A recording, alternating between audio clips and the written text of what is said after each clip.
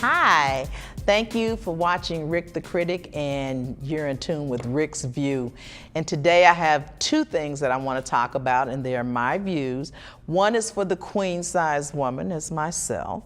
And secondly, I want to talk about relationships. First, I want to get into the best 10 places for queen size women to go and have and be not just tolerated, but celebrated, okay? Number one was Tonga. Tonga is very well received. The wide woman, the queen size woman is very well received in Tonga. And it's a great place, and I'm telling you, these are all on my to-do list. I got these 10 places that I'm going. So as I go to them, I'm going to share them, each experience that I've had with them. The second one, they've got a place in South Africa, widely received. Samoa, just well received. Jamaica, South Africa, West Africa, Australia, New Zealand, and what was the other one? New Zealand, and oh gosh, there was another one. Kuwait City.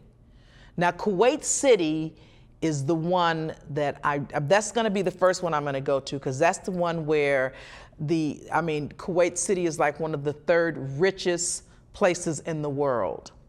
And so because of that, and because we're well received there, Rick is going to go there and come back and tell you everything that you need to know. So I planned that trip this year, and when I come back from that trip, you will be the first one to know exactly what happened. And all you queen-size women and all you queenly women, we will have a place to go to and be treated like queens and not just tolerated, but celebrated, okay?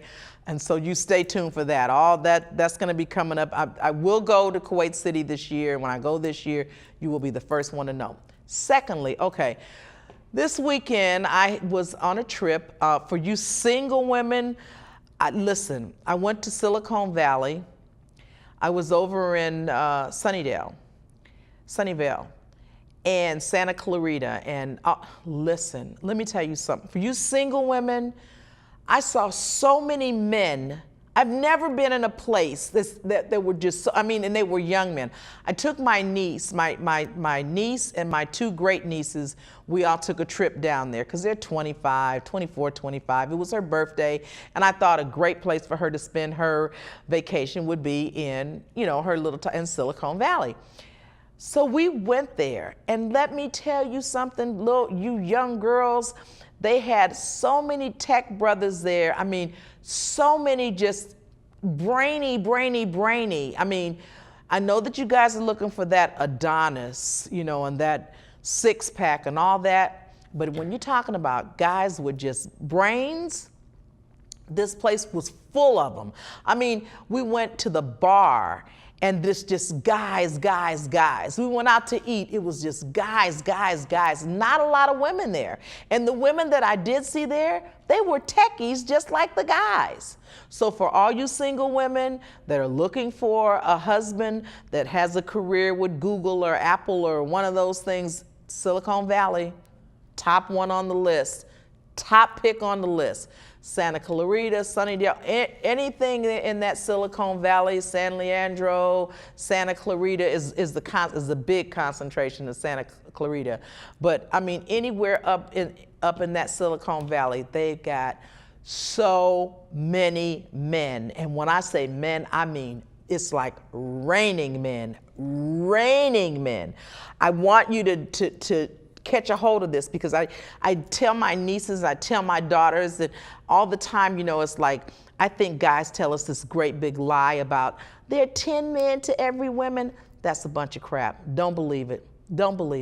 Because let me tell you something. And just think about it. It's just common sense. If it was so many men to each woman, why is there so much homosexuality? I'm just saying. That's just my view. Not the view of the station, but that's my view. So there are plenty of men out there. You don't have to grab anybody else's husband. You don't have to, you know what I'm saying? You don't have to do something else, you know what I mean? You don't have to grab nobody's husband, because there's plenty of men out there. If you go to Silicon Valley, it's a whole, it's just stretcher men. It's just men all over the place. I mean, you go in there, you look around, and you almost feel like, it's like I felt when I went to Mexico with my girlfriend, and I came into this room with all these beautiful women with this long flowing hair, and I mean, just these perky breasts, and just these gorgeous shapes. And I sat in there and I thought, damn, you know, where am I? You know, I began to feel very inferior there and very intimidated amongst all those beautiful women. And so when my girlfriend came out of the doctor's office, I said to her when we got in the car, I said, damn, I said, I never saw so many beautiful women in one place. She said, those weren't women, those were men. I said, you gotta be kidding me. Beautiful, just flawless skin and just beautiful teeth and hair and all of that. So, you know, I'm saying to you women out there, you don't have to take somebody else's husband. I've seen it. I see you guys doing a bunch of little scandalous stuff. It's plenty of men over in Silicon Valley. Get on. You can get on the what is that? The Mega Bus. You can get on Bolt bus. You can rent a car from Enterprise. You can drive down there. There is no reason. There is plenty of men out there. And when I say plenty, I mean just men. Black men, Asian men, Latino men, white men. I'm telling you, all kind of men, African American, any kind of man you want to know. I sat there for a whole day, and just men. I mean, they were, you know, much younger than me, so it wasn't for me, but I kept looking at my nieces, and I kept thinking, my great nieces thinking, there's one. I mean, just men, just all kind of men. So that's my story for the single women. I did my queenly for the queen size woman, and now I did it for the single women. And now I want to talk to you about relationships. I had a chance, that was over the weekend, so I came the week before that, a few days, I was in New York. And I had occasion to visit another niece and my godson. I was just so disappointed. Ladies, let me lay this down, because I just got to talk about this, because this was just crazy insane. Now, my niece is a doctor, and the godson, he's actually my godson. She's my niece, he's a godson. I call them mixed up because they grew up together, so I should just say my nephew. Anyway, my nephew and my niece. She's a doctor, and he's a paramedic. And so I came to visit them unannounced. They didn't know I was coming. And so they just had a newborn. Oh my God. He is the cutest little bundle of joy. He's about 2 or 3 months old, and he's got big legs. Just beautiful little guy. So I come in, so first of all, I'm unannounced, so she's not expecting me. So they were both asleep because they have these long hours.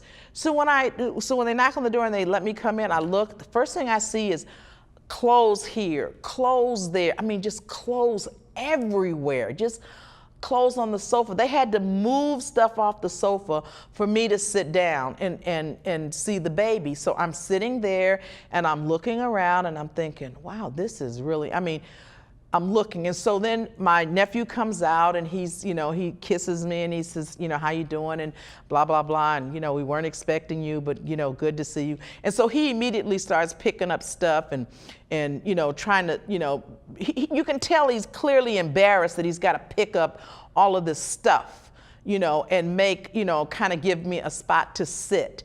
So, and she's sitting there and she's saying, oh, I'm just so tired. You know, the baby has got me so tired and blah, blah, blah. And, you know, and now she's a doctor, but she's not working. She's clearly off, just taking this whole time off just to deal with the baby.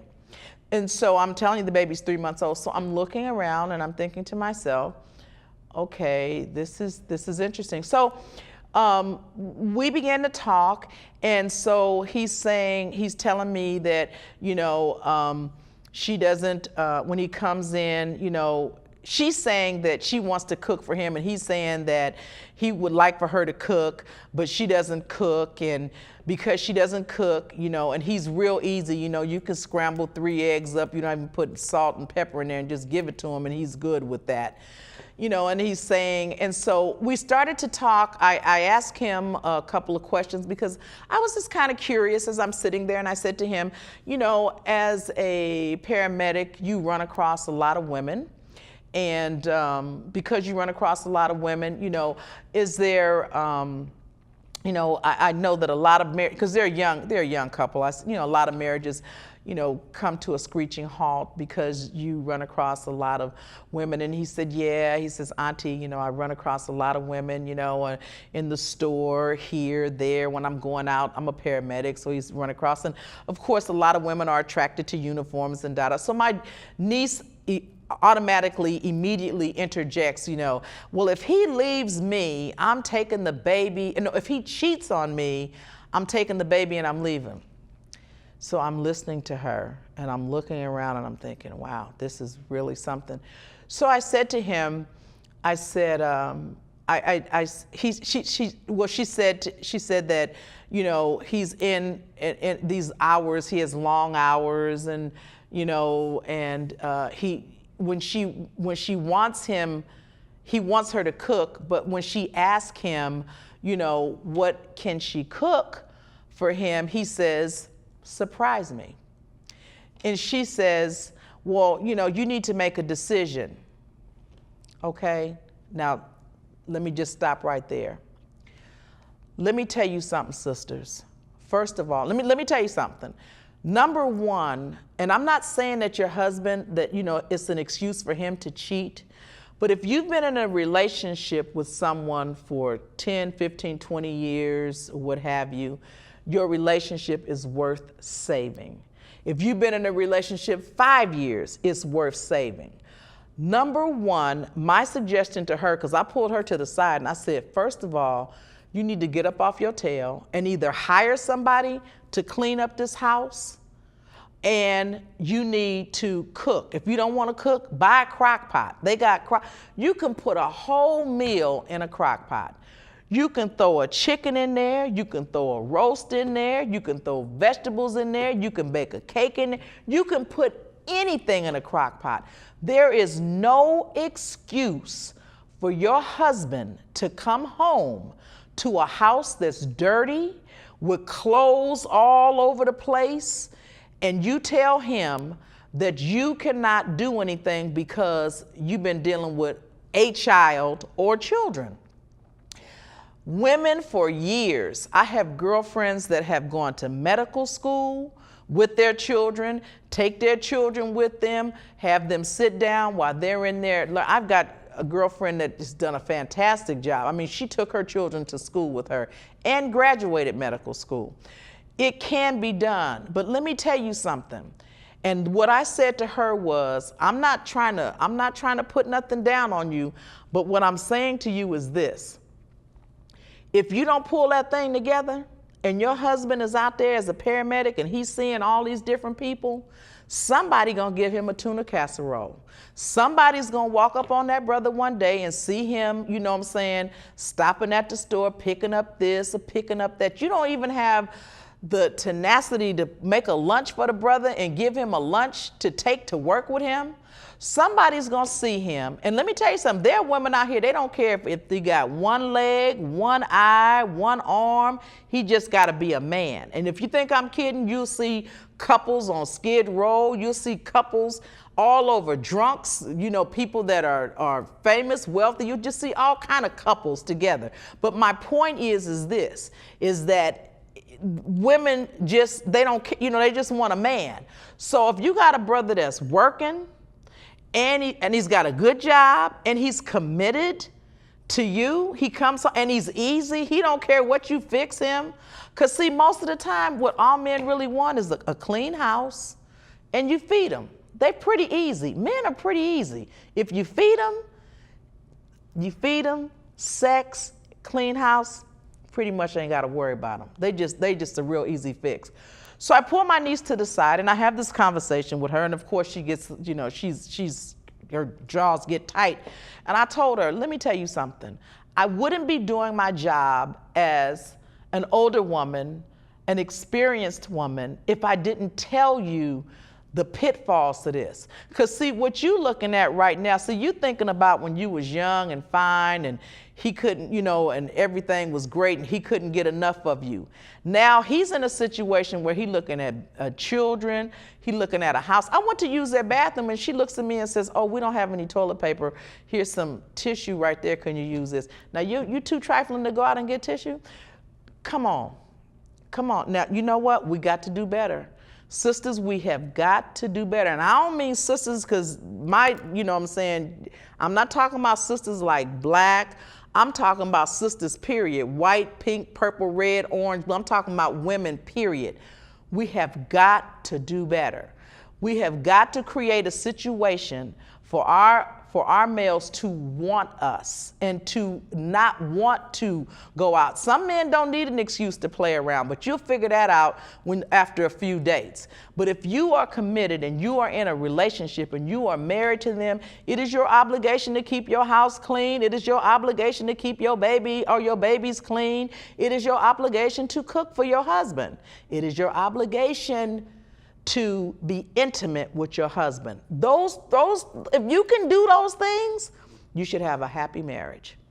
Your marriage should be without. So when the sister comes to your husband's job or while your husband is saying, well, I'm going out to lunch, and the sister say, oh, look, you know what? I was at home and I cooked a little bit too much. So I bought you a plate, because I see that you eat, you always going getting one of those little 99-cent burritos out of 7-Eleven, one of those little taquitos. So you know what? I cooked a little more than enough. Okay? And the brother says, okay, thank you. And, and then the next time, oh, listen, I cooked a little bit. So now there's a relationship brewing there. You know what I'm saying? Because now he's not eating at home, but he's eating at the job.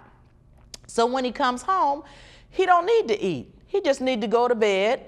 And then when he comes back, now here's someone, they work together. She feeds him. Now, you know what I'm saying? They have something in common. You know what I'm saying? They may even, because it's paramedics, they stay pretty healthy. They may even work out together. You know what I'm saying? Hey, you know what? She works out, I work out. Let's work out together. You know what I'm saying? Hey, here's a plate I bought you. You know what I'm saying? There's a relationship. Now, a lot of men don't really get that, they're being, seduced, low key. They don't see that because all they're seeing is that the woman is being friendly. You know what I'm saying? Hey, they share things in common. And pretty soon, you know what I'm saying? Without him even knowing, he could get caught up. He could easily get caught up into something that he wasn't even thinking about. It started out very innocently. You know what? She's cool. Hey, she cooked enough food for her. She has some left over. She knows. And then pretty soon she finds out what I like. You know what I'm saying? Hey, listen, I made this big pot of, and I know you like it. Bam. So the next thing you know what I'm saying? Your husband's not coming home. You know what I'm saying? Your house still dirty, your kids still running around. Look, we can eliminate all of that. So I pulled her to the side. I told her she had rocks in her jaw. She was not happy about what I had to say, but I could care less. Because at some point in time, she's gonna see a sign that's gonna flicker. And when that light bulb goes off, she will remember what I said. You know what I'm saying? I say it to you as women because I am so tired of seeing relationships. Anybody that knows me knows that I'm always like relationships. If you married, stay with your wife. If you know what I'm saying? I am not one of those people that you can come to me and say, I'm leaving my husband. If you come to my house at 10 o'clock at night and say, I left my husband, what I'm going to make you do is come in the house. First, you're going to call your husband. You're going to let your husband know you at my house. And you can spend the night because it's late. I ain't going to kick you out. But in the morning, you got to get out of there. You got to go back home to your husband. You can't stay at my house no 2 or 3 nights, you know what I'm saying, while your husband is alone at his house. That don't work with me. So everybody that knows me, if they really trying to leave their house, they don't come to me. The ones that are trying to make it, they will come to me and say, well, it's like, well, okay, what did he do? Did he rape you? Did he rape the kids? Did he? No. Okay, so everything else, we pretty much work that out. Anything else we can work out. But what I'm saying is before it gets to that foolishness, you know, there are just some little things that we as women can do. And that's what I'm talking about today. I'm not trying to, this is not a bash woman day. This is nothing about that. What I am is I'm seeing a lot of young women, middle-aged women, and even older women that are taking total advantage of situations where they have husbands that are good men, go to work every day, keep their eyes focused on their job, not looking to the left, not looking to the right, you know, and trying to do the right thing, and their sisters on the side, they're just sitting there just waiting for them, you know, just waiting to pounce on them. And what they do is they creep in so cool. Listen, let me tell you what I saw. I saw a chick, came to another friend of mine's house, and she let her sister stay there with her in her house. The sister comes out the bedroom with a see-through gown on, and the husband is there and her sister's there. You know, the couple is married. So I looked at the sister, and I'm looking at her sister, I'm looking at the husband, and I'm thinking, okay, somebody need to say something about this. You know, I cannot keep my mouth shut. So wait, baby girl. First of all, you need to march back on where you came from, and you need to put some clothes on. You don't need to be coming out. I don't want to see that. He don't want to see it, and she don't want to see it. They may not want to say anything, but I'm saying something. You got to go back in there and put you some clothes on. So she, I don't. Yeah, you did. Now, when she left, the husband looks at me and says, what did she do wrong? So that lets me know that men, you know what I'm saying, they're not always, you know, situations that I may see or another woman may see, a lot of times men don't see it like that. They're not even, their mind is not there, so they're not thinking about this is a quiet, low-key seduce. They're just thinking, she just got on a see-through. You know, I got my wife right here, but let's flip that thing. How about your wife is out at the grocery store and her sister comes out in this see-through gown, and she comes up and she may accidentally brush up against them, or she may do a bend, or she may, you know, can you reach that? Can you know what I'm saying? And then what wasn't there in the mind, now it's like, whoa. So even the strongest brother may jump back and say, wait a minute, you know what? I'm not cool with this. I'm gonna go in my room and close the door. Do you think that the sister's gonna stop right there? First of all, what you let her know was that, you know what I'm saying, that she could get, that you could, it's a chance, because now he's feeling like, you know, this is not cool. I'm feeling a different way than what I should be feeling. So she recognizes that. She don't stop there. So you know what I'm saying? She's there. You know what I'm saying? It may be another time she may come out in shorts. It may be another time she come out in a little tight dress or a little short skirt or whatever. And before you know it, because the woman is not paying attention, you know, pretty soon there's a relationship there. Not because he had intentions on doing it, but because she had intentions. And the thing that's even worse than that is that she broke up a household that she didn't even really, it's not like she even wants you. She don't even want the guy. It's just the fact that she said that he's a good man and he would never cheat on her, so I'm gonna show her that, yeah, you know, he will cheat on her. Most of the time, that's all it is. It's nothing more, nothing less. It's not like you got it going on so tough that she want to take you and be with you and treat you better. It's not that at all. It just starts out as she just want to come in and she just want to tear it up. So, you know, my word today, my view today is, like I said, keep your house clean. You know what I'm saying? Don't make it. When your husband start picking up stuff when people come in, that you know right away he's very uncomfortable with other people coming in there and seeing stuff all over everywhere. There are so many things that you can do. When you got a small baby, you know what I'm saying? You could put your baby on one hip and put some stuff they got little carries, they got little swings. If you just got to look in their face, they got little things you can wrap around you where they can look in your face all day and you can do what you need to do.